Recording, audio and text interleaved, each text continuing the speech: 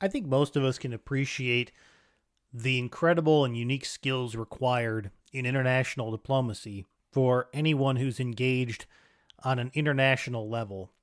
But when you step back and think about a specific issue like a ceasefire and how much goes into that a world where there is no legally accepted or enforced definition for the term, in a world where there's no specific sanction for a party breaking a ceasefire, in a world where ceasefires can be used cynically by one side or another to advance their cause while trying to demonstrate or show some level of peace and restraint.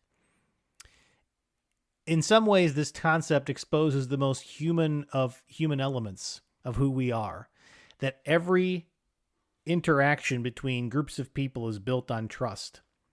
And that means a ceasefire has to be built on trust among warring parties who have no reason to trust each other, particularly those who have been actively killing each other in a battlefield setting and oftentimes for months or years at a time. Because there has to be trust to ensure that the deal that was reached will be enforced, even though there's no international mechanism legally to enforce what is effectively just a word of mouth commitment. That's how complicated the world can be. That's how complicated international diplomacy can be. And so I know there are many who listen to this show who have heard this concept for a long time now, over the last many months and a couple of years, specifically with conflicts in the Middle East, whether it was the Syrian conflict, which is still in many ways ongoing, or the horrendous violence between the Israelis and Palestinians in Gaza, in Lebanon and other places, and then, of course, the conflict in Eastern Europe between Russia and Ukraine. And there are many other zones in the world where there are active conflicts that are in need of some form of ceasefire, even if it doesn't result in a long-term permanent peace. But while it's easy to say, and many in the activist community have chanted and preached for this, the actual implementation is extremely complicated, and hopefully you have a better appreciation for why it is difficult to reach that point. And trust is the underlying element, and it is so extremely difficult to develop.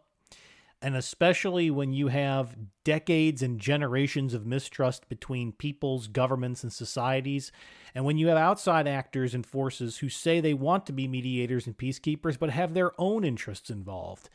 And there are so many people that need to be trusted in that process. I also thought one of the quotes that stood out to me was that a ceasefire means 20 things to 20 people. Just ask anyone and they'll give you a different idea of what it is. The thing that I do want to call out as we wrap up this episode, though, that might have skimmed past us in that conversation, and I thought about after we wrapped it up, was the idea that a ceasefire doesn't resolve a conflict, it just freezes it, which means that it continues on a low level, which means that preparations for future conflicts continue. It doesn't necessarily mean the killing stops. It usually means it just slows. It moves into a lower level and a lower state. And in the modern world, it might mean that the conflict moves from humans on a battlefield to a technological conflict in cyberspace. Or it means that the conflict evolves in a different way. Either way, it doesn't end or resolve. It simply moves it to a different status. And in some cases, a ceasefire trades the short-term pain of conflict for a longer-term pain that's even worse because both sides rearm and recommit to destroying the other. When we talk about conflict, we're talking about people. We can never forget that. And that's, I think, the lesson of this conversation with Marika today is this is really a study of people. Marika is many things, but anthropologist is one of them. And that's why I thought it was so great to bring her on to talk about this topic, because we're talking about people. And I brought that up, obviously, in the conversation. People are complicated, which means conflicts are complicated, which means resolutions to them are even more complicated.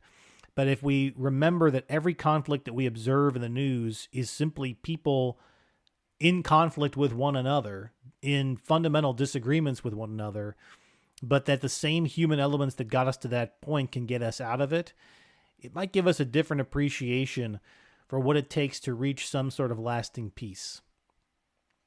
I would say if there's one thing that I took from this that I didn't have an appreciation for going in, it's the incredible, rare skill of a negotiator, that this person has to be one part statesman, one part psychologist, one part therapist, one part negotiator, and perhaps one part magician to actually get sides to come to terms on agreements.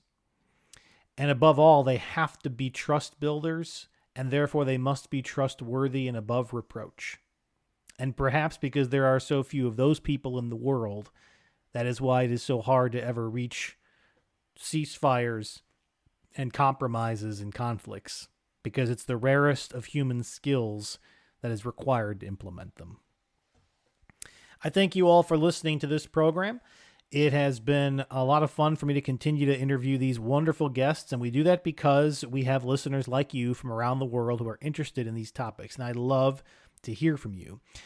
If you haven't already subscribed to the program, please do so on your favorite podcast platform: Spotify, iHeartRadio, Apple Podcasts, Amazon Music, Libsyn, any place that you get your podcasts, you can find our program. And of course, we're on YouTube. You can find me at Brian J. Matos Podcast on YouTube, where we also post clips of these conversations, including my perspectives.